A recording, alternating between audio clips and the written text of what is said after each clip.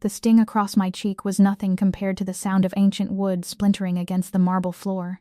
I fell to my knees, not in submission, but to shield the exposed secrets spilling from the shattered heirloom before the wrong eyes could see them.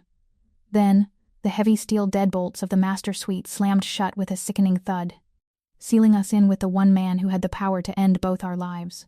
My hands scrambled across the polished icy stone. The puzzle box, a centuries-old masterpiece of interlocking mahogany and brass, lay fractured into a dozen tragic pieces. Just moments ago, it had sat on its velvet pedestal, the untouchable crown jewel of the Bae family estate. Now, it was ruin. But my eyes weren't on the destroyed craftsmanship. They were locked on the brittle yellowed parchment that had been hidden within its false bottom. The paper was terribly fragile, practically crumbling at the edges, reacting violently to the sudden exposure to the air.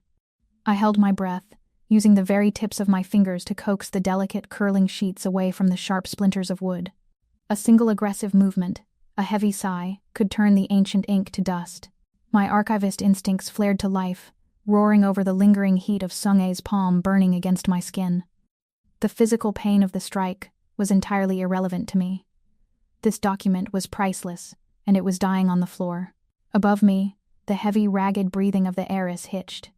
Sung-ae stumbled backward, her silk heels scraping a harsh grating chord against the floorboards. A moment ago, she had been a hurricane of unfiltered grief and 20-year-old entitlement. She had torn through her father's private sanctuary, hurling whatever she could reach just to shatter the suffocating silence her mother's sudden death had left behind. But now, the storm had broken. She stared down at the ruined box, her hands trembling violently by her sides as if she couldn't believe they belonged to her. The color drained completely from her cheeks, leaving her looking hollowed out, fragile and terrifyingly young. She knew exactly what she had just done.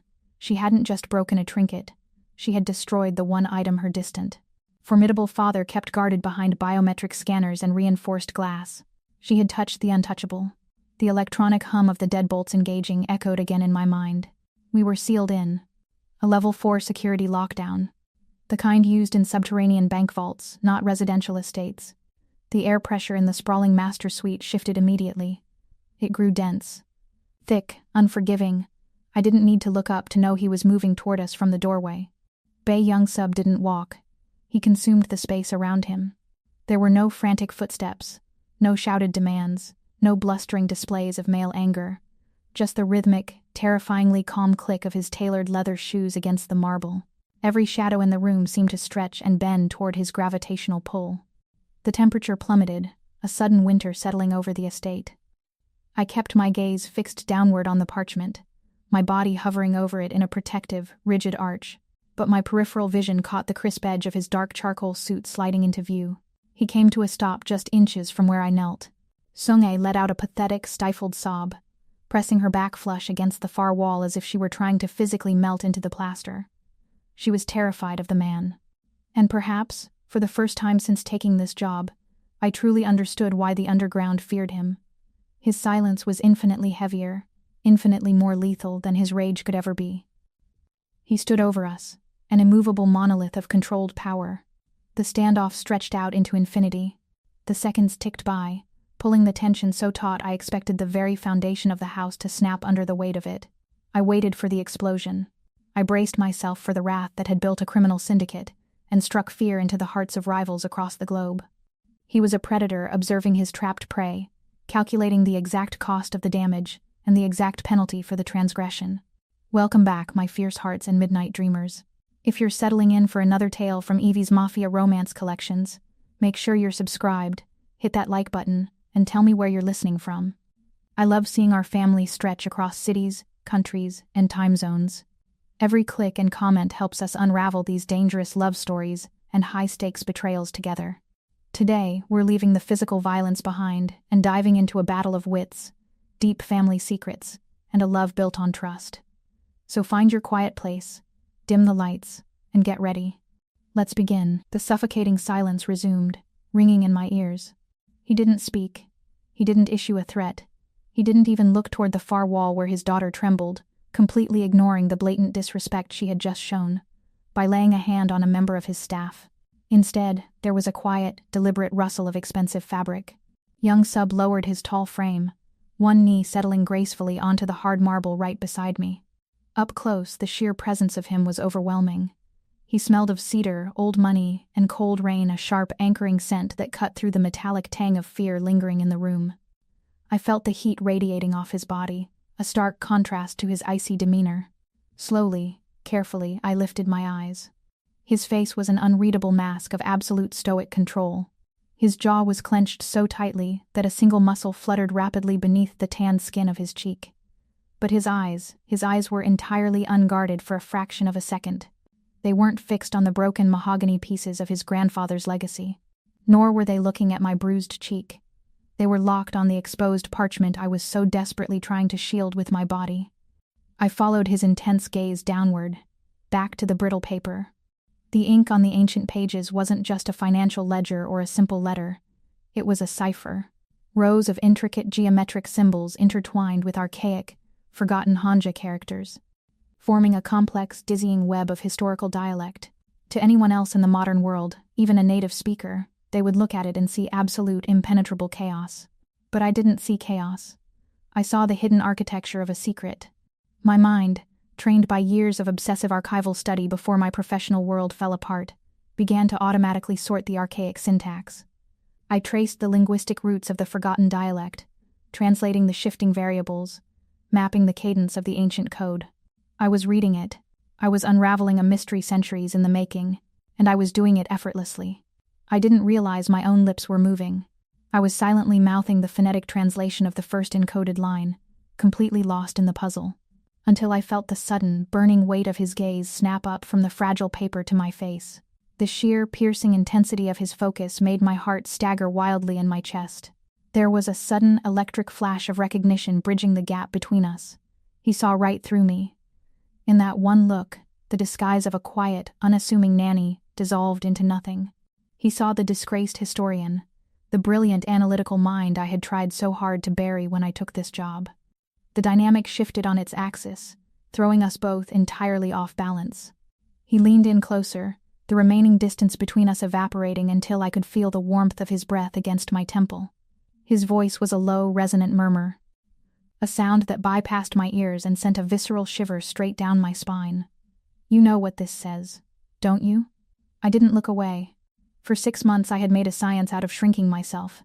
I kept my gaze perpetually lowered to the floorboards, my voice hushed, my posture deliberately unimposing.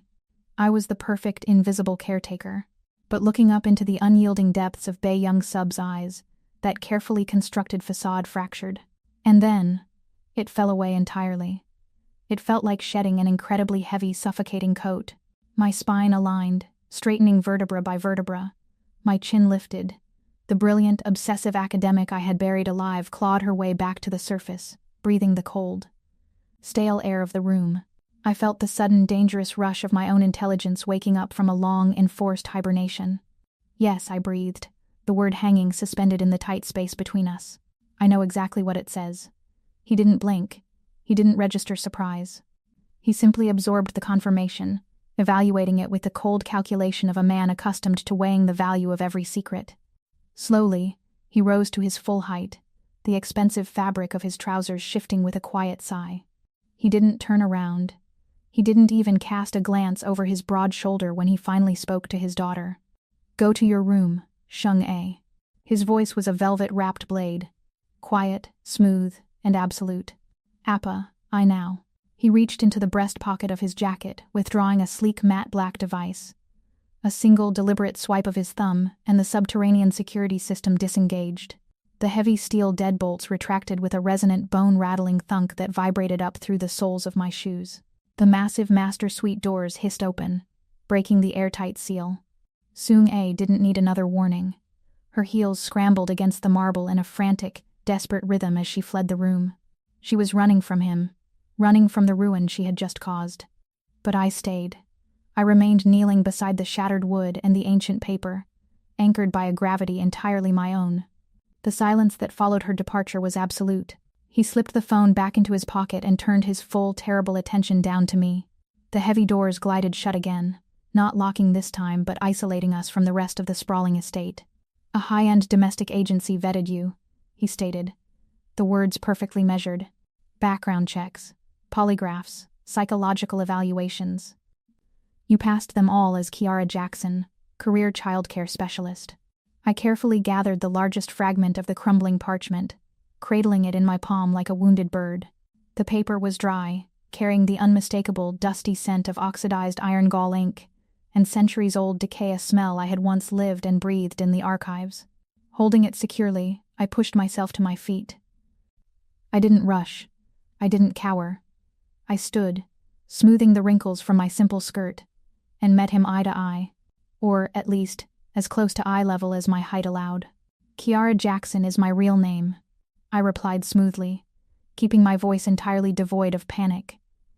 And I am very good with children, but my actual career, my life's work, is in historical preservation and cryptology. He took a single slow step toward me. The space between us shrank, the air growing dangerously thin. Then why are you changing bed linens in my house? Because changing bed linens doesn't require a background check by the International Archival Board, I shot back, the lingering bitterness of my ruin edging into my tone. I was a senior researcher. I found discrepancies in the provenance of several major museum acquisitions, stolen artifacts, plundered legacies. I tried to blow the whistle. I tried to expose the board for moving illicit antiquities. I let out a harsh, humorless breath, my grip tightening slightly on the edges of the parchment. It turns out, powerful institutions don't like the truth. They bury it. And they bury the people who try to dig it up. They blacklisted me, smeared my professional reputation, and froze my research accounts. The agency was a blind spot, a place to hide in plain sight until the fallout settled. He studied my face, mapping every micro-expression. In his world, deception was punished with violence. Blood was the currency of truth. But I was offering him something entirely different. I was offering him unfiltered, defiant honesty. I watched the gears turning behind his dark, impassive eyes. He was a man surrounded by physical force, flanked by soldiers and enforcers who communicated in threats and displays of dominance. Yet here I stood, a woman a fraction of his size, holding my ground armed with nothing but a ruined reputation and a sharp mind. The shift between us was palpable. The rigid boundary separating the untouchable employer and the subservient employee dissolved, evaporating into the cold air. A new tension replaced it, a crackling intellectual magnetism. We were no longer boss and nanny. We were two survivors, two deeply guarded people recognizing the predatory intelligence in each other. You are an archivist, he murmured, tasting the word, testing its weight. I am, I confirmed. And this, I gestured gently toward the paper in my hand. This is a 17th century Joseon dynasty cipher. It uses a highly localized regional syntax, blended with geometric sequencing. It was designed so that even if it fell into the hands of a rival family, it would read as absolute nonsense. He moved closer. The scent of cedar and rain enveloped me completely, chasing away the dusty smell of the ancient paper. But not to you. No, I said quietly, a thrill of undeniable pride warring with the danger of the moment. Not to me. He held out his hand. It wasn't a demand to take the parchment from me. It was an invitation to proceed. A challenge. Prove it, he commanded. The velvet blade was gone, replaced by a quiet, desperate hunger for the truth. I looked down at the brittle page. I didn't need to study it for long. My mind was already locking the archaic symbols into their modern equivalents, solving the mathematical riddles of the ink. The syntax was complex, shifting its rules every third character, but once I found the rhythm, the translation formed in my head, stark and horrifying. I hesitated, the weight of the words suddenly feeling like lead on my tongue. I looked up at him. He was a man actively trying to legitimize his empire, trying to wash the blood from his family's name to give his daughter a clean future. What I was about to read would undo everything he believed about his own foundation. Read it, Kiara, he urged, his voice dropping to a gravelly rasp. I took a slow, steadying breath, my thumb brushing the edge of the centuries-old secret. It translates to, I traced the first line of geometric hanja with my index finger, speaking the words into the dead silence of the room. The foundation of our empire is not built on iron, but on ash. The true deed to the maritime ports, the wealth that birthed the Bay Syndicate, does not belong to us. It was stolen from the Min family on the night we burned their estate to the ground. We are not kings. We are thieves. The silence that crashed down on us was absolute. I looked up. Young-Sub stood entirely frozen, as if the oxygen had been violently sucked from his lungs. The stoic, unshakable boss had shattered. For the first time, the terrifying authority in his eyes was gone, replaced by a profound hollow shock. The color drained from his face, leaving him looking like a statue carved from pale stone. The legacy he had bled for, the empire he was fighting so desperately to save, was built on a lie. The storm outside hurled thick, violent sheets of rain against the reinforced, bulletproof glass of the study, reducing the chaotic downpour to a heavy, rhythmic thrum. It was 3 a.m. The sprawling estate was otherwise entirely silent, save for the steady ticking of a tall antique clock and the low crackle of the fireplace. Here, in the inner sanctum of Bae Young-Sub's empire, the air was dense and intoxicating. It smelled of aging leather, the peat smoke bite of his expensive scotch, and the distinct, dusty fragrance of 17th-century parchment. I was exactly where I was always meant to be. The golden halo of a single brass desk lamp illuminated the massive mahogany table between us, casting long, intimate shadows against the paneled walls. For the past 4 nights, this room had become my entire universe. Spread before me were the shattered remnants of the puzzle box, alongside a dozen leather-bound journals we had meticulously unearthed from a concealed floor safe. I rubbed my temples, exhaling a long, slow breath, as the ancient Hanja characters began to blur and swim across the page. Across the desk, Young-Sub shifted in his seat. He wasn't wearing his suit jacket. His collar was unbuttoned, his silk tie discarded somewhere in the dark, and his sleeves were rolled up to his forearms. For the first time, I could see the intricate, fading edges of syndicate tattoos winding around his wrists, a permanent, physical reminder of the violence he came from. He reached for his heavy crystal tumbler, the ice clinking softly in the quiet room. "Rest, Kiara," he murmured. His voice was a low, gravelly vibration that seemed to bypass my ears and settle directly into my bones. "You've been staring at that same sequence for over 2 hours. The syntax is shifting again," I whispered, leaning my head back against the soft leather of my chair.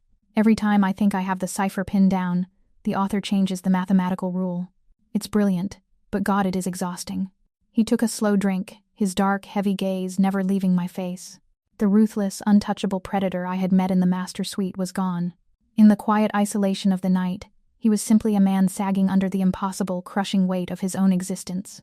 "My whole life," he began, the words drifting out slowly, as if he were pulling them from a deep, aching wound. "I have fought to drag this family into the light.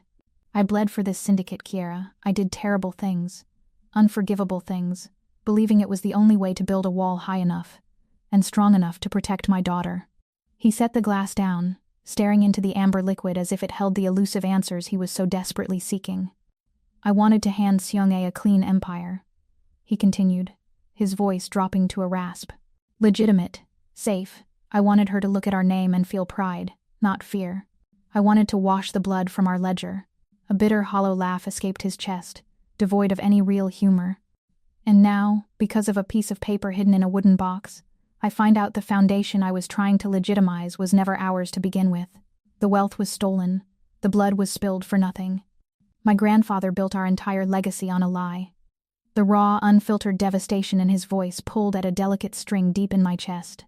I understood that specific, hollow agony, the profound betrayal of realizing the temple you worshipped in was corrupt to its core. "It wasn't for nothing," I said softly, my voice barely more than a breath over the muffled sound of the rain. "You are trying to change it. You are trying to break the cycle. That has to mean something." He looked up, his gaze locking onto mine with a fierce intensity. "Does it? You did the right thing, Kiara. You sought the truth.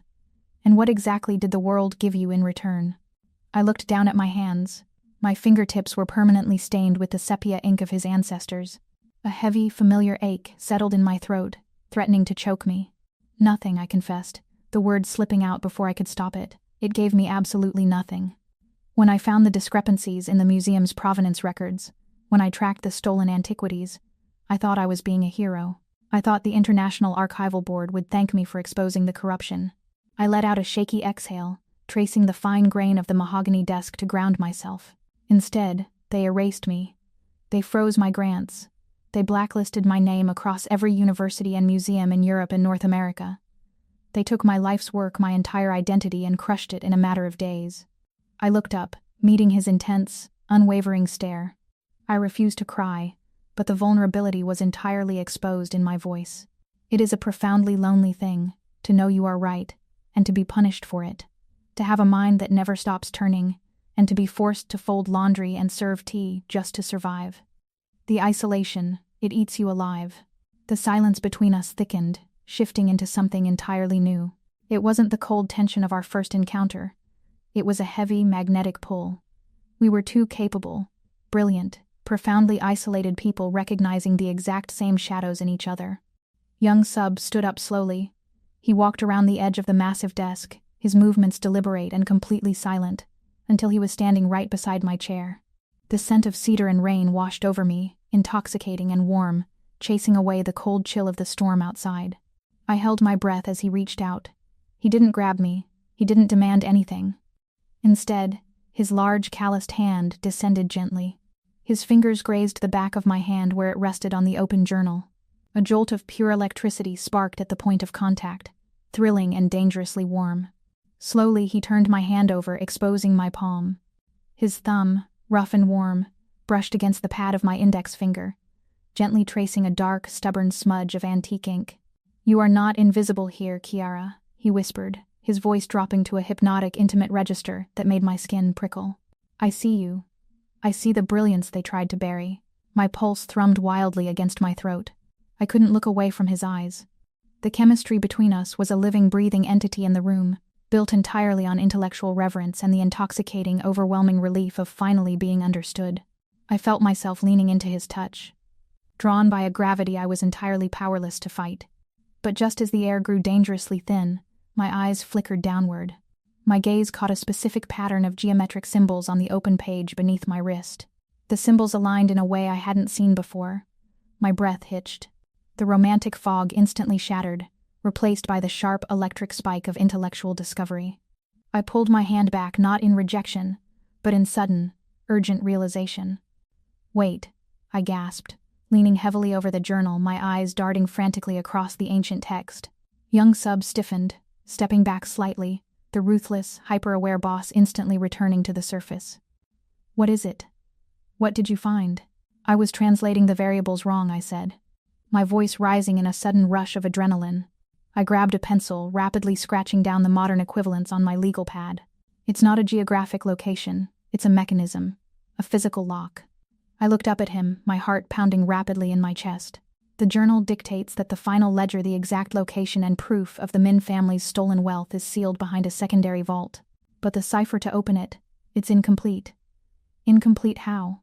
he demanded, leaning over the desk, his presence commanding and urgent once again. "It requires a physical key to complete the alignment of the sequence," I explained, pointing to a highly detailed, hand-drawn sketch buried in the margins of the aged paper. "The journal describes a specific heirloom, a talisman passed down to the firstborn female of the Bae line to disguise its true purpose." Young-Sub stared at the sketch. I watched the color slowly, terrifyingly, drain from his face as absolute recognition set in. I looked back down at the drawing, and a cold dread settled heavy in my stomach. It was an ornate, intricately carved jade pendant. The exact pendant his hostile, grieving 20-year-old daughter Sung-A wore around her neck every single day. The revelation hung in the air, heavy and sharp as a guillotine blade. Before the echo of my words had even faded, the vulnerability in Young-Sub's eyes vanished, entirely eclipsed by the cold, ruthless calculation of the syndicate boss. His jaw tightened, a dangerous muscle ticking beneath his skin. He didn't say a word. He simply turned on his heel, his broad shoulders squared as he strode toward the heavy study doors. He was going to take it. He was going to march into his grieving daughter's bedroom and demand the necklace with the same terrifying authority he used to command his foot soldiers. "Stop," I said, my voice sharp enough to cut through the tension. He didn't slow down. I scrambled out of my leather chair, rushing across the room, and physically threw myself into his path. I planted my feet firmly on the Persian rug, holding my hands up to press against his solid chest. The sheer heat radiating from him was staggering, but I refused to yield. "Move, Kiara," he warned. His voice was a low, guttural rumble, a sound that usually sent grown men running for their lives. "No," I fired back, tilting my chin up to meet his dark, furious glare. "If you walk into her room right now as the boss, you will shatter whatever fragile piece of your daughter is left. You cannot just demand obedience here, Young-Sub. Not for this. It is the key to our survival, he countered, his hands flexing at his sides. I don't have the luxury of coddling her. It's not coddling, it's parenting. I snapped, the words tearing out of me with desperate conviction. She just destroyed your grandfather's prized possession. She is sitting in that room right now, drowning in guilt and terror, waiting for you to punish her. If you take that pendant by force, you confirm every terrible thing she believes about you that to you, she is just an asset. Another pawn. His chest heaved, the breath rushing out of him in a ragged exhale. The dangerous fire in his eyes flickered, warring with the profound exhaustion of a father who didn't know how to reach his own child. The cipher's syntax, I said softly, dropping my hands from his chest but holding my ground. It is built on a tri-fold geometric lock. It requires 3 distinct alignments to open the final mechanism. 3 pillars. The journals dictate that this truth can only be unearthed by a unified front. It requires a family. I stepped back, my tone softening into a quiet plea. Let me go to her. Let me ask. He stared at me for a long, agonizing moment. The silence was thick, filled only by the relentless drumming of the rain against the glass. Slowly, the rigid tension in his shoulders dropped. He offered a single, stiff nod. I left the study, walking down the long, shadowed corridors of the estate. The air in the east wing was different, colder, isolated. I approached Sung-ae's bedroom and knocked softly. There was no answer. I gently pushed the door open. The room was a lavish, chaotic disaster. Designer clothes, silk scarves, and expensive shoes were thrown across the velvet furniture like shrapnel from an explosion. The air was thick with a suffocating scent of sweet perfume and stale, uncirculated air. Sung-ae was sitting cross-legged in the center of her massive canopy bed. She had her arms wrapped defensively around her knees, her eyes swollen and red. The jade pendant rested heavily against her collarbone, a vibrant splash of green against her pale skin. When she saw me, her grief instantly hardened into bitter, defensive armor. "Did he send you to pack my bags?" She spat, her voice trembling despite the venom in it. "Or did he just send you to fire yourself? I know what I did. You don't have to look at me like I'm pathetic." She was waiting for a fight. She was desperate for someone to yell at her, just to prove she existed. I didn't take the bait.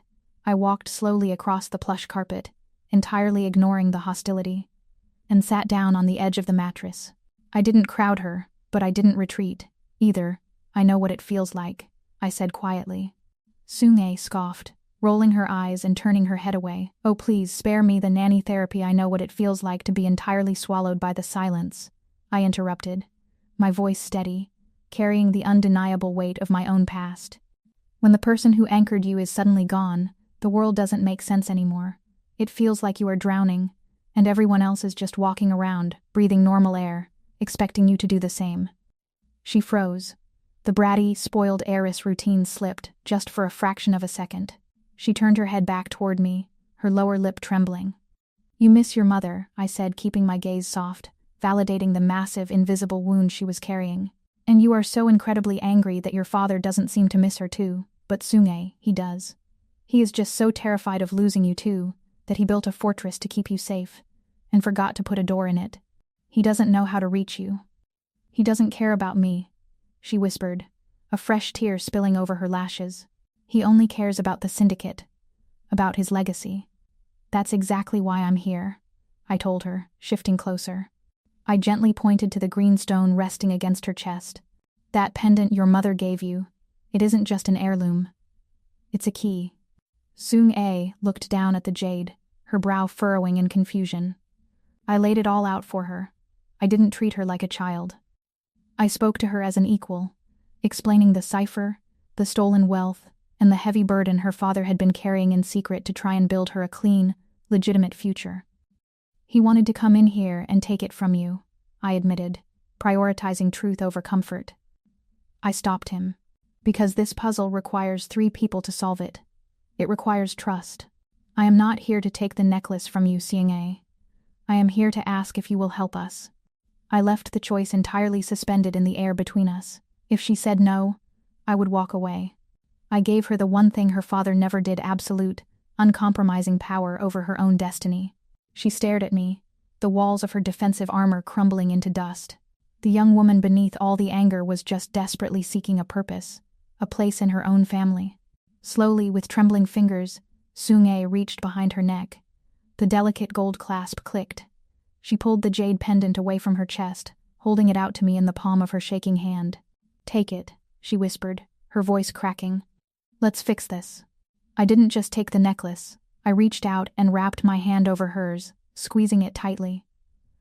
A profound, silent bond cemented between us in that lavish, ruined room.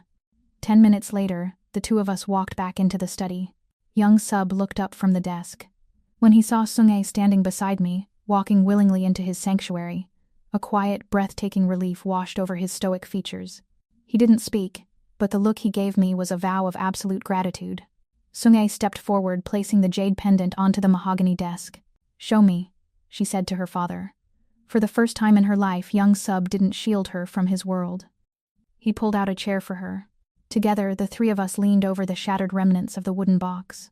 I guided Seung-ae's hand, showing her how the intricate carvings on the jade pendant perfectly mirrored the missing geometric symbols on the cipher. Young-Sub took a breath, aligning the edge of the pendant with the wooden grooves of the box's hidden base. We pressed down together. There was a sharp, metallic click. The heavy wooden base slid smoothly to the left, revealing a narrow, velvet-lined compartment that had remained sealed for over a century. Resting inside was a single tightly rolled cylinder of vellum, sealed with dark red wax. The final truth. Young-Sub reached for it, his fingers brushing the wax seal.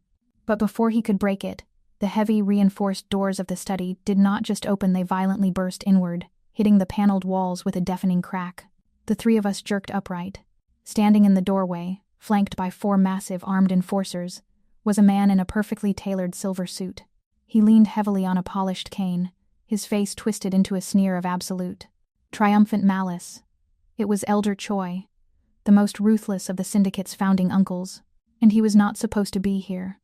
The violent crack of the heavy doors hitting the paneled walls echoed like a gunshot.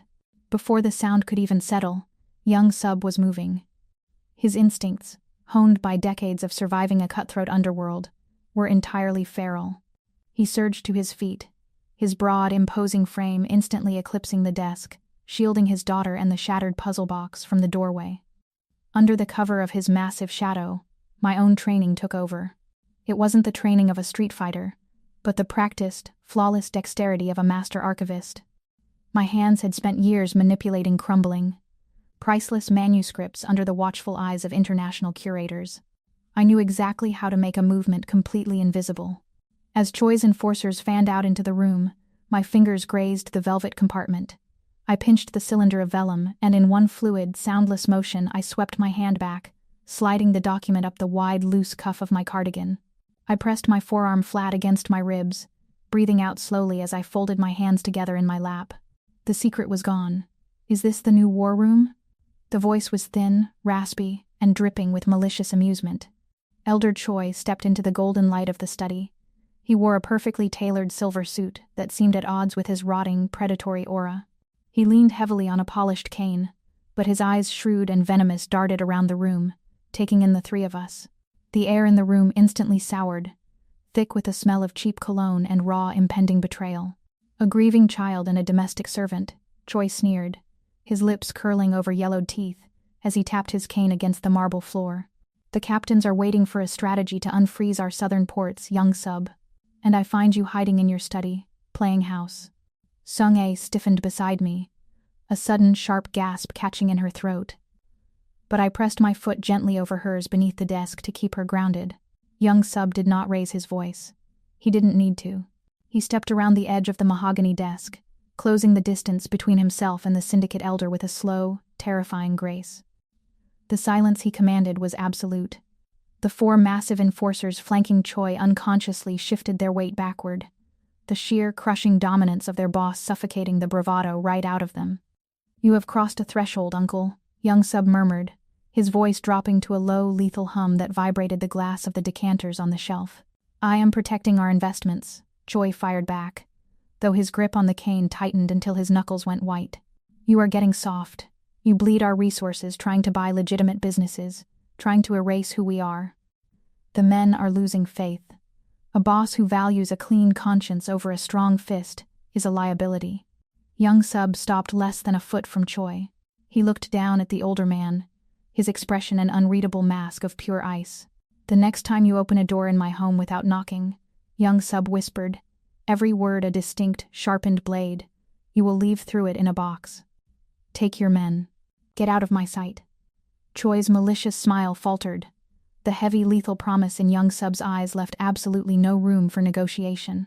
The elder let out a tight, rigid breath, spinning on his heel. "We will see how long the captains tolerate a ghost, nephew." The enforcers retreated instantly. The doors shut. The biometric locks engaged with a heavy final thud. The three of us stood frozen for a long, agonizing moment, waiting for the sound of their footsteps to fade completely from the corridor.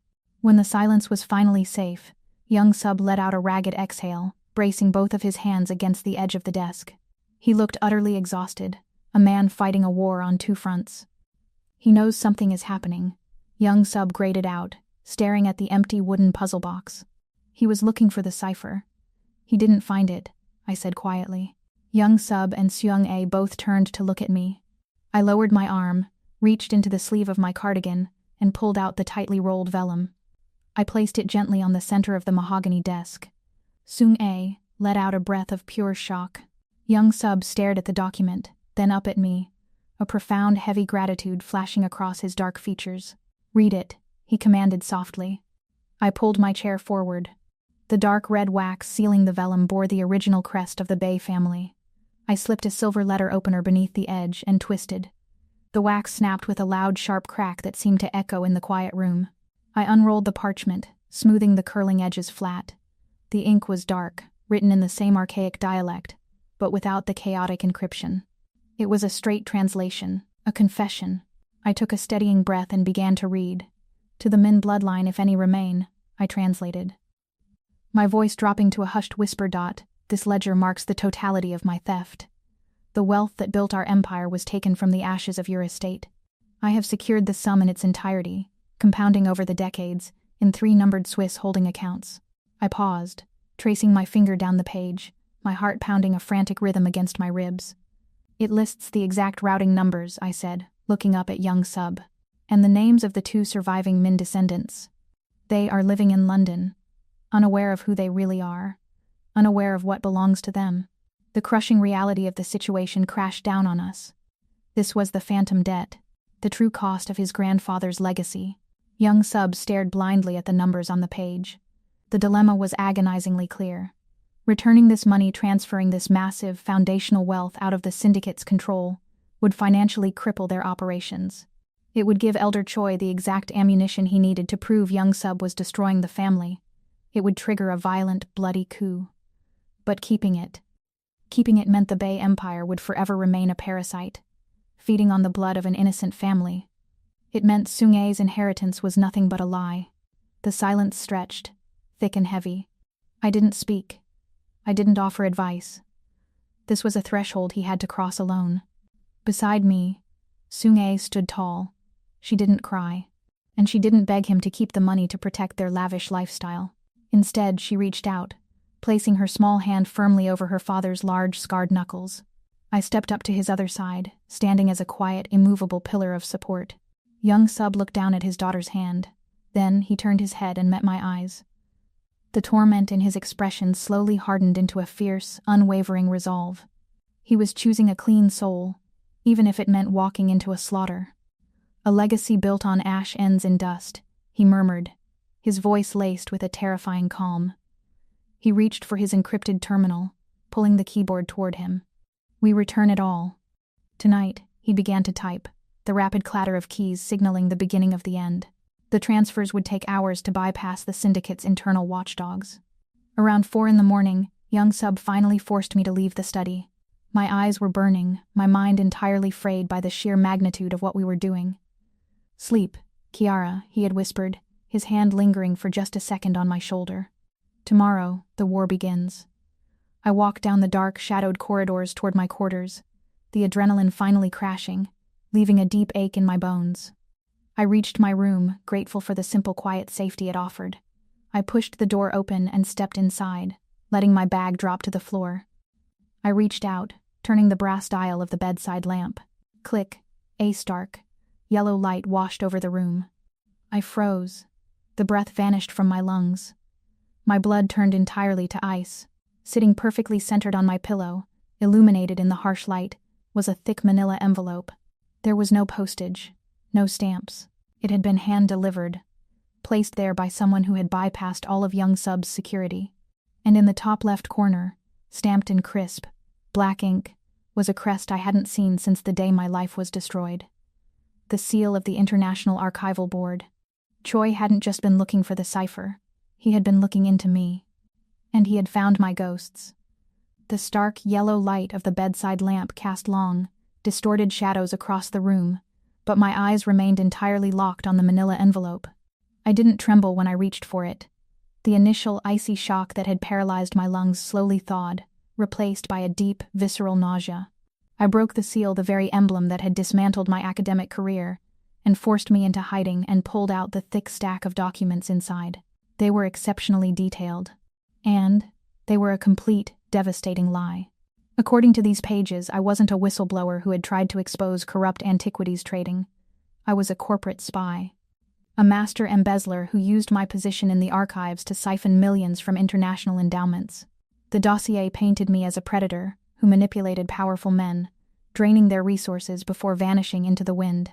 Slipped between the fabricated bank statements was a single, crisp piece of stationery. The handwriting was elegant, written in wet black ink. The captains will demand an explanation for the missing wealth at dawn. Leave this estate before the sun rises, or you will be presented as the thief, and he will be presented as the fool. Run, or burn with him. Elder Choi had moved faster than we anticipated. He didn't just want to usurp Young-Sub, he needed a scapegoat for the massive offshore transfers Young-Sub was executing tonight. I was the perfect expendable target. A mysterious outsider who had conveniently gained the boss's trust right before the syndicate's foundational wealth vanished. A younger, more fragile version of me might have panicked. The woman who had wept on the floor of her ruined London flat 6 months ago might have thrown her clothes into a suitcase and fled into the dark to save her own skin. But I was not that woman anymore. I refused to be a victim to another powerful, corrupt institution. The nausea in my stomach hardened into a white-hot, singular anger. I didn't pack a single bag. I didn't shed a tear. I gathered the forged papers, shoved them back into the envelope, and marched out of my room. The estate was eerily quiet in the pale, gray hours just before dawn. The storm had finally broken, leaving the corridors filled with a heavy, breathless stillness. I retraced my steps through the sprawling east wing, my pulse thrumming a frantic, determined rhythm against my throat, until I reached the heavy mahogany doors of the study. I pushed them open without knocking. Young-Sub was still sitting behind the massive desk. The golden glow of his encrypted terminal illuminated the harsh, exhausted lines of his face. He looked up, his dark eyes instantly sharpening at the sight of me standing in the doorway, breathing hard, holding the manila folder. "The transfers are complete," he said, his voice a rough, gravelly rasp. "The Min family has their legacy back. It's done." "So is Choi's counterattack," I replied, walking straight to the desk. I threw the envelope down. It landed with a heavy, definitive slap against the polished wood. Young-Sub frowned, reaching for the flap. As he pulled out the documents and his eyes scanned the fabricated dossier, the weary, burdened father completely vanished.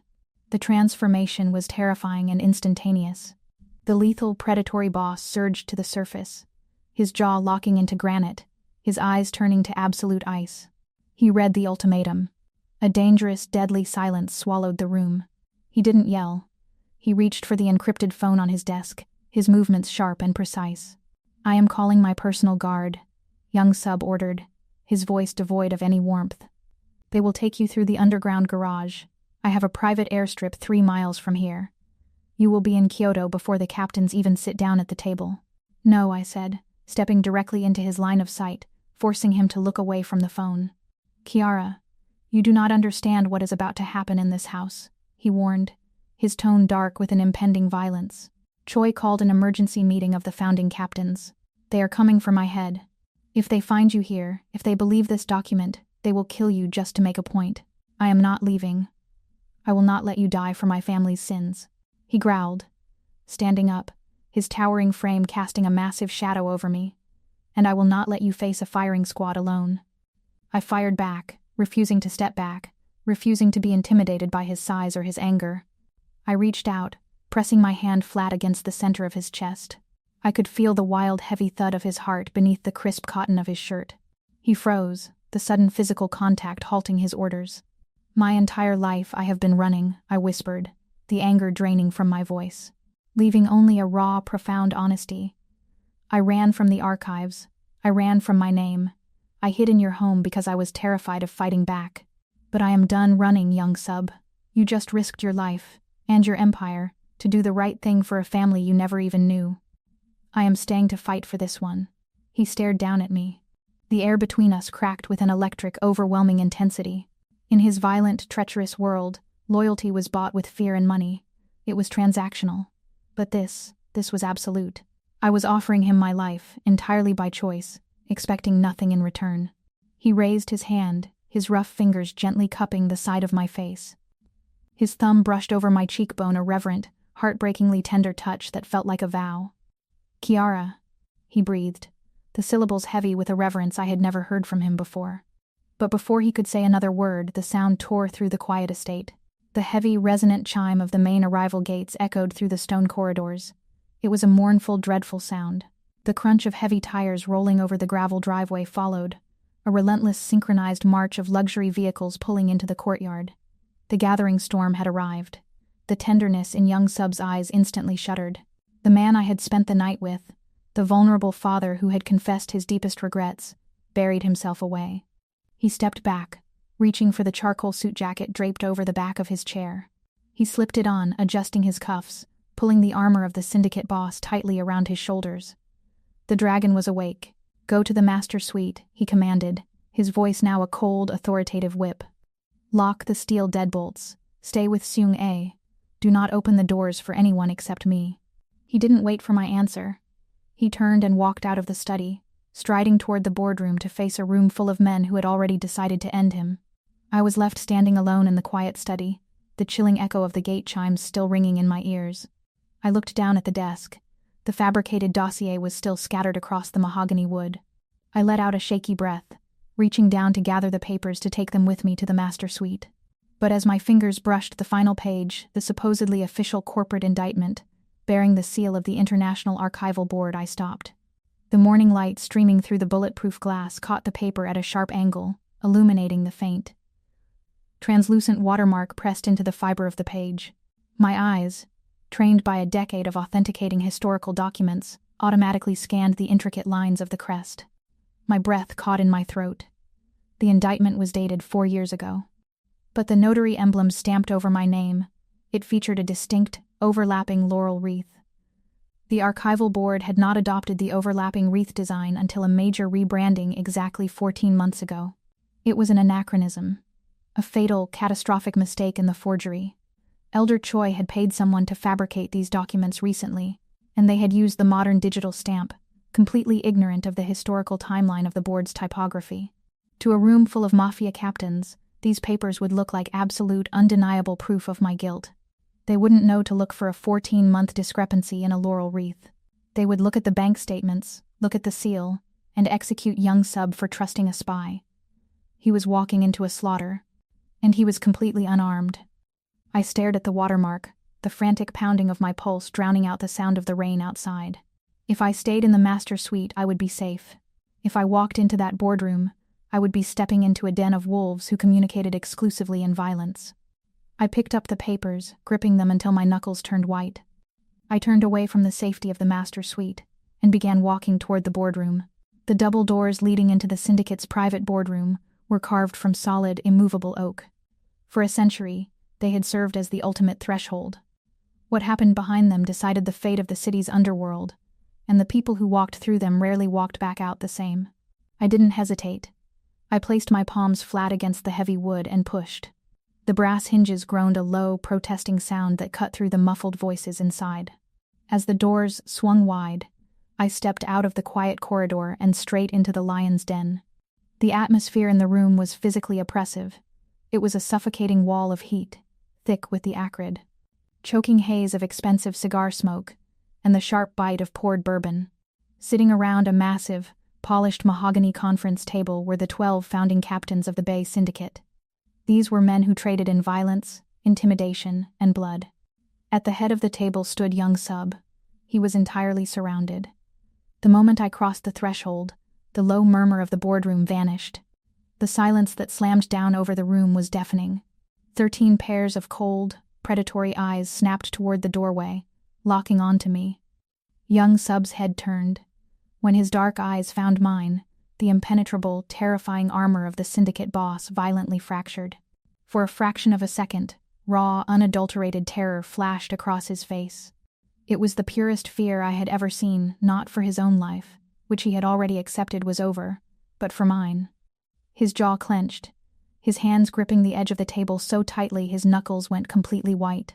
He was preparing to draw their fire. He was preparing to confess to a crime he didn't commit just to get me out of the room. I didn't let him.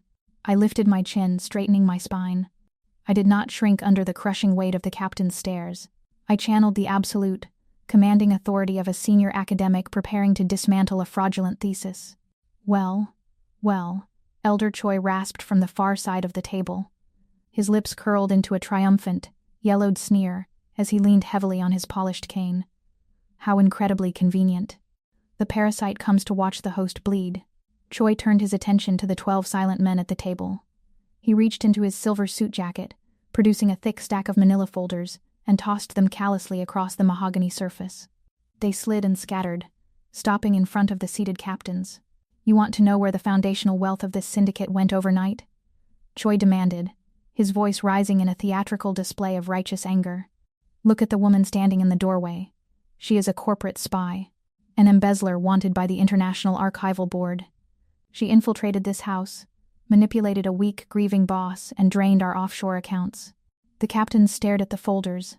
A low, dangerous rumble of discontent rippled through the room. Men shifted in their leather chairs, their heavy gazes turning back to me, evaluating exactly how they were going to end my life. I didn't cower.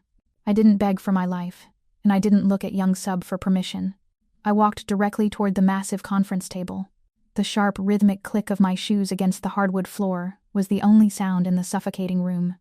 I reached the center of the table, standing mere feet away from the men who controlled the criminal underground. I held up the original dossier Choi had left on my pillow. You are businessmen, I said. My voice was completely steady, carrying the crisp, piercing cadence of a lecture hall. It cut through the cigar smoke like a blade. You survive on facts. You survive on verifiable proof. I suggest you look very closely at the proof Elder Choi is using to demand an execution. I slapped the final page of my dossier down onto the polished wood. I pushed it toward Captain Kang, a heavily scarred man sitting closest to me. Look at the corporate indictment, I commanded, ignoring Choi's sudden sharp glare. Look at the official seal stamped over my name in the top left corner. The crest of the International Archival Board. Kang frowned, his thick fingers picking up the paper. The other captains leaned in, their criminal instincts suddenly warring with their curiosity. Hold it up to the light, I instructed calmly. Kang tilted the paper. The morning sun filtering through the blinds caught the translucent impression pressed into the fiber of the page. You see the watermark? I asked, my voice ringing with undeniable cold logic. It is an overlapping laurel wreath. It is the official digital stamp of the board. I paused, letting the silence stretch out, drawing every ounce of their attention. The date on that indictment claims I committed these crimes 4 years ago. But the International Archival Board did not adopt the overlapping laurel wreath design until a major corporate rebranding, exactly 14 months ago. The boardroom froze. Before that, I continued, my tone dropping to a lethal, quiet absolute. The watermark was a single unbroken olive branch. This document features an anachronism. It is a historical impossibility. I turned my head, locking my eyes directly onto Elder Choi. The smug, triumphant sneer had completely vanished from his face, replaced by a pale, sickly realization. This is a forgery, I declared, my voice echoing off the paneled walls. And a remarkably lazy one. Elder Choi didn't uncover a spy. He paid a careless counterfeiter to fabricate a lie so he could justify stealing this empire from its rightful boss. The shift in the room's atmosphere was instantaneous and violent. These captains were killers, but they were also pragmatists. They relied on trust, cold math, and undeniable facts to keep their operations alive. Being lied to by a rival was expected. Being played for fools by one of their own elders was an unforgivable insult. 12 pairs of eyes slowly, deliberately turned away from me. They locked onto Elder Choi. The glares were entirely devoid of emotion, which made them infinitely more terrifying. "Is this true, Choi?" Captain Kang growled, his voice a deep, vibrating threat as he threw the forged paper back onto the table. Choi's face mottled with a dark, panicked red. He looked at the captains, then at Young-Sub, who was watching him with the icy, motionless patience of a predator who had just won the war without throwing a single punch. Choi realized instantly that he had lost the room. His political coup had completely collapsed under the weight of a watermarked wreath. His panic morphed instantly into a cornered, rabid rage. "The money is gone." Choi screamed, spit flying from his lips as he abandoned the structured rules of the syndicate. He gave it away. "I don't need a vote to cut off a rotting head." Choi jerked his chin in a sharp, desperate nod toward the doors. The intellectual standoff shattered. The sickening, heavy metallic sound of slides racking back and safeties disengaging tore through the room. The 4 massive enforcers who had accompanied Choi, men loyal only to his payroll, drew their weapons in perfect unison. The captains roared in outrage, diving for cover behind the thick mahogany table. But I was standing in the open. Before I could even register the movement, Young-Sub vaulted across the space between us. He didn't draw a weapon of his own. He grabbed me by the shoulders, spinning me around, and violently shoved me behind his back, placing his own broad, solid body entirely between me and the drawn guns. Choi pulled a matte silver pistol from inside his tailored jacket. He raised it, pointing the barrel directly at the center of Young-Sub's chest. "If I can't vote you out," Choi snarled, his finger tightening dangerously on the trigger, "I will simply take your throne from your corpse." The air vanished from my lungs. Young-Sub stood perfectly still, a human shield, bracing for the impact of the bullet to keep me alive. "Don't you dare." The voice rang out from the open doorway behind the enforcers. It wasn't the deep growl of a captain or the commanding boom of a guard. It was clear, youthful, and absolutely trembling with rage. Choi froze, his eyes darting toward the corridor. Standing in the threshold of the boardroom was Sung-A. Her dark hair was wildly tossed, her face pale but entirely devoid of the fragile, grieving girl she had been yesterday. She stepped into the lion's den, directly behind the armed men, and she was holding something in her hands that stopped Elder Choi completely dead in his tracks. The heavy, ancient roll of parchment in Sung-A's left hand commanded the absolute attention of every criminal in the room. It was the founding charter of the Bae Syndicate. I recognized the faded indigo ink and the heavy cracked wax seals dangling from the bottom edge. It was the sacred blood oath treaty, signed by the ancestors of every single captain sitting at the mahogany table. To these men, it wasn't just a historical document, it was their holy grail, the legal and spiritual foundation that bound their underground empire together. In Sung-A's right hand, the sharp metallic snick of a silver Zippo lighter shattered the silence. A bright golden flame leapt to life, illuminating her pale, fiercely determined face. She held the fire merely an inch beneath the dry, centuries-old parchment. "Don't," Elder Choi breathed, the color completely draining from his face as his gun wavered. Sung-A did not shout. She did not tremble, and she did not cry. The spoiled, grieving girl who had thrown a tantrum in the master suite was entirely gone. In her place stood a true, formidable heiress, channeling her father's terrifying, icy calm to absolute perfection. "My father might be trying to save your souls tonight," Sung-A said, her voice ringing out clear and perfectly steady over the stifled gasps of the captains. "But make no mistake, Uncle Choi. If you do not lower that weapon, I am more than willing to burn your entire world to ash to protect my family." A fierce, overwhelming surge of pride swelled in my chest. She was magnificent. Choi's eyes darted wildly from the barrel of his gun to the flickering flame beneath the syndicate's history. He was a man who worshipped legacy above all else. The thought of watching the charter turn to cinders paralyzed him. He hesitated, just for a fraction of a second. It was all the time Young-Sub needed. He moved with a speed that defied his massive frame, a terrifying, kinetic blur of dark charcoal silk and calculated precision. He didn't throw a wild punch. It was a masterclass in flawless martial disarmament. Young-Sub's left hand struck like a viper, clamping over the cylinder of Choi's pistol to block the hammer, twisting the weapon fiercely outward. A sharp, agonizing torque of the elder's wrist forced a breathless gasp from Choi's lungs.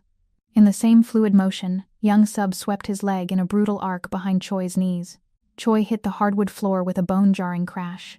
The silver pistol was instantly in Young-Sub's hand, pointed down at the elder's head. The 4 hired enforcers, realizing their employer was on his knees and outmatched by the legendary Dragon of Soul, immediately dropped their weapons. The heavy handguns clattered uselessly against the floorboards. Young-Sub stood towering over the man who had just tried to end his life. The boardroom held its collective breath, waiting for the inevitable bloody execution that the laws of the underworld demanded. But Young-Sub slowly lowered the pistol. "The old ways die today," he declared, his voice a low, resonant rumble that shook the very walls of the room. He looked down at the trembling elder with an expression of profound, untouchable pity. "I am not the monster my grandfather was. Choi, I will not kill you." He stepped back, tossing the unloaded pistol onto the conference table. "You are stripped of your rank," Young-Sub decreed, casting his judgment over the silent room. "Your assets will be seized to rebuild the legitimate businesses you tried to sabotage. You are banished from Seoul. If you ever step foot in my city again, I will not offer you mercy a second time. Get out." Choi scrambled to his feet, a pathetic ruined shell of the arrogant man who had stormed into the estate. He didn't say a word. He practically crawled out of the boardroom, his loyal enforcers scrambling after him into the corridor. The threat was entirely neutralized.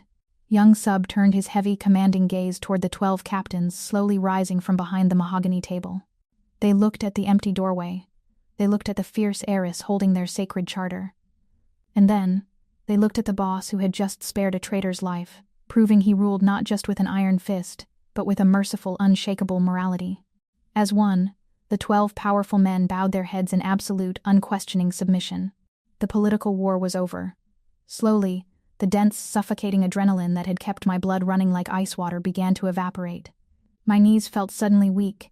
The sheer magnitude of what we had just survived crashing down on me all at once. Seung-ae snapped the silver lighter shut. She let out a long, shaky exhale, running across the room to bury her face in her father's chest. Young-Sub wrapped his massive arms around her, burying his face in her dark hair, holding her as if she were the only thing keeping him tethered to the earth. He whispered something in her ear, and Seung-ae nodded, pulling back. She looked over at me, offering a soft, deeply grateful smile, before turning and leaving the boardroom to the silent, waiting captains. The men filed out quietly, giving us a wide berth, until the massive room was entirely empty. Young-Sub turned to me. The ruthless syndicate boss vanished into the shadows of the room, leaving only the man beneath. He closed the distance between us, his chest heaving with a slow, ragged rhythm. He didn't speak. He reached out, his large, calloused hand gently enveloping mine. The warmth of his skin was a sudden grounding shock to my frayed nerves. He led me out of the boardroom, away from the lingering smell of cigar smoke and the heavy residue of violence, pulling me back through the quiet, gray corridors of the estate. We didn't let go of each other until we reached the heavy oak doors of his private study. We stepped inside, and the biometric locks engaged behind us with a soft, final click, sealing us away from the rest of the world. Here, surrounded by the scent of old paper, rain, and cedar, the suffocating pressure of the night finally broke. The storm outside had softened to a gentle, rhythmic patter against the bulletproof glass. The golden light of the desk lamp cast long, intimate shadows across the walls. Young-Sub didn't let go of my hand. Instead, he pulled me gently toward him. I took a slow, breathless step backward, my hips lightly meeting the edge of the mahogany desk. He followed, moving into my space, trapping me between the solid wood and the intoxicating, radiating heat of his body. He reached up, his rough fingers tracing the line of my jaw, brushing a stray lock of hair behind my ear. His touch was incredibly gentle, a stark, beautiful contrast to the violence he had just waged.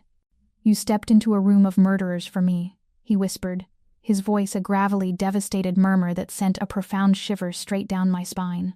"I told you I was done running," I breathed, my heart hammering a frantic, wild rhythm against my ribs as I looked up into his dark, endlessly deep eyes. "You didn't just save my life, Kiara." He leaned closer, the scent of his skin enveloping me completely, chasing away the cold ghosts of my past. "You saved my legacy. You saved my daughter. You reached into the dark, and you gave me back my soul." He wasn't looking at me as an employee. He wasn't looking at me as a brilliant archivist. He was looking at me as his equal, the only woman who had ever seen the monster, and chosen to stay for the man. His gaze dropped to my lips. The space between us dwindled to a single, electric breath. The world outside ceased to exist, entirely consumed by the heavy magnetic pull drawing us together. I tilted my chin up, my eyes fluttering shut, feeling the exquisite, agonizing warmth of his breath washing over my mouth. His lips met mine, and the entire world simply fell away. There was no hesitation, no gentle, questioning prelude. The kiss was a profound, shattering release of every single terrifying second we had endured that night. It was the desperate, breathless collision of two people who had stood on the very edge of ruin and somehow managed to pull each other back into the light. His large, calloused hands slid from my jaw down to my waist, gripping me with a fierce, possessive strength that lifted me slightly, pulling me flush against his chest. I yielded instantly, melting against the solid, immovable wall of his body. My hands reached up, tangling in the dark, soft hair at the nape of his neck, anchoring myself to him as the room spun around us. He tasted of expensive peat-smoked scotch, the cold rain of the storm, and the sharp, undeniable electric charge of survival. The kiss deepened, shifting from desperate relief into a devastatingly slow, sweeping tide of passion. He moved his mouth over mine with the exact same deliberate, masterly control he used to command his empire, but beneath it, I could feel the tremor of a man who was pouring his entire guarded soul into my hands. His thumb swept along the delicate line of my throat, tracing my pulse, worshipping the very fact that I was alive and breathing in his arms. For the first time in my entire life, I felt completely, utterly seen. I didn't have to shrink myself anymore. I didn't have to hide my intellect behind a quiet voice and a subservient nod. In the bruising, tender heat of his embrace, I wasn't the disgraced researcher, and I wasn't the invisible nanny. I was a brilliant, capable woman, entirely equal to the formidable, terrifying man holding me. He cherished the fierce, relentless mind that everyone else had tried to bury. In his arms I had finally found a safe harbor, a fortress, built not of steel, but of absolute, unshakable respect. Slowly, agonizingly, the heavy demand of the kiss softened. We pulled back just a fraction of an inch, the air between us a breathless, heated whisper. Young-Sub rested his forehead against mine. His chest rose and fell in heavy, ragged shifts against my own. I kept my eyes closed, entirely adrift in the intoxicating scent of cedar and old paper that clung to his skin, savoring the profound, beautiful peace that had finally settled over the quiet study. The storm outside had exhausted itself, reducing the violent downpour to a gentle, rhythmic patter against the thick glass windows. The adrenaline that had burned through my veins for the past 3 hours was completely gone, leaving only a deep, resonant warmth in its wake. "Kiara," he murmured, my name rumbling like a low prayer in his chest. He lifted his head, and I opened my eyes to meet his. The fathomless, dark depths of his gaze were entirely stripped of their ruthless armor. He looked at me with an openness that was breathtakingly vulnerable. He reached up, his rough fingertips gently tucking a stray lock of hair behind my ear, his touch lingering against the sensitive skin of my neck. "The men who tried to destroy you," he began, his voice dropping to a quiet, steady rhythm that resonated in the silent room. "The board that took your life away. They are a powerful institution. But I am a very wealthy, very dangerous man with a sudden surplus of legitimate influence." He stepped back just enough to look at my face completely, his hands resting warmly on my hips. "Choi is gone," Young-Sub continued softly. "The captains are bound to my word. The transition into legitimacy is absolute. I have the resources, the lawyers, and the leverage to dismantle the forged records the archival board created. I can expose the curators who blacklisted you. I can clear your name, Kiara." My breath caught in my throat. I stared at him, the magnitude of what he was offering washing over me in slow, heavy waves. "You stepped in front of a firing squad to save my family," he whispered, his eyes searching mine with an intense, agonizing reverence. "I owe you a debt I can never repay. If you want it, I will give you your life back. You can return to London tomorrow. You can walk back into the archives with your head held high, and no one will ever dare question your brilliance again." He was offering me my freedom. After a lifetime of men using their power to control me, Bae Young-Sub was using his immense, terrifying power to give me the ultimate respect of a choice. He was holding the door wide open, asking nothing in return. But before I could even formulate the words, his hands tightened involuntarily around my waist. The stoic, honorable mask slipped, revealing the raw, desperate man beneath. "But," he rasped, his voice cracking, betraying the immense emotional weight he was carrying, I am a deeply selfish man. He closed the small distance between us again, pressing his forehead back against mine, letting out a long, heavy exhale that fanned across my lips. Do not go back to London, he pleaded, the quiet vulnerability in his tone completely shattering my heart. Do not leave me. I looked up into his eyes, my pulse drumming a steady, beautiful rhythm in my ears. The Bae Syndicate has holdings across the globe, Young-Sub explained, the words rushing out in a hushed, fervent whisper. Real estate, private collections, antiquities that have been hidden in the dark for a century. I am converting all of it. I am building a legitimate historical foundation, a true, transparent preservation society, to replace the blood money. But I cannot do it alone. He moved his hands from my waist, sliding them up to cup my face, his thumbs gently sweeping across my cheekbones. I don't just want you to stay as my partner in this life, Kiara, he vowed, his gaze burning with an absolute, undeniable certainty. I want you to be my partner in this legacy. Stay here. Be the lead archivist of the new foundation. Take the ruins of my grandfather's empire and help me build something beautiful. Something Sung-ae can be proud of. He paused, his chest rising as he took a slow, unsteady breath. Rule this new world with me. The silence settled over us, warm and impossibly heavy. I looked at the man standing before me. I thought of the cold, sterile archives in London. I thought of the quiet, empty flat where I used to eat dinner alone, surrounded by books but entirely starved of human connection. The academic world I had spent my entire life trying to impress had turned its back on me the second I became inconvenient. They had abandoned me to the wolves without a single second of hesitation. But here was a man who had literally thrown his body over mine to shield me from a bullet. Here was a fierce, brilliant daughter who had stood beside me to fight the dark. Here was a family that did not run when the storm broke. I didn't want my old life back. That lonely, invisible woman was a ghost. A slow, radiant smile broke across my face.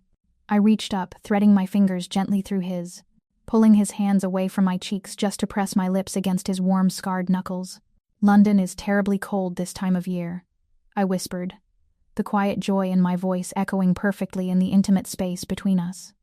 Young-Sub's eyes widened, a profound, breathtaking relief washing the last remnants of exhaustion from his face.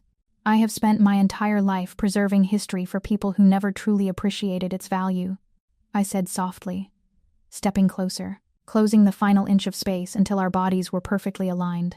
I looked up at him, entirely shedding the disguise of the quiet nanny, fully embracing the brilliant, powerful woman I was always meant to be. I think it is finally time I started writing my own history, I murmured, my voice dropping to a sensual, absolute promise. I am not going anywhere, Young-Sub. We are going to build this foundation together. A slow, devastatingly handsome smile, the very first genuine, unburdened smile I had ever seen from him, transformed his stoic features. The sheer beauty of it made my heart stagger. My brilliant archivist, he breathed, the words a reverent, possessive vow. He didn't give me a chance to reply. He swept his arms around me, pulling me flush against his chest, and lowered his mouth to mine once again. This time, there was no desperation, no lingering fear of the dark. It was a kiss, built entirely on absolute trust, deep intellectual reverence, and the undeniable certainty that we had finally found our way home. The delicate, crystalline chime of toasting champagne flutes completely replaced the memory of heavy rain violently lashing against bulletproof glass. The suffocating, terrifying dark of 6 months ago was gone.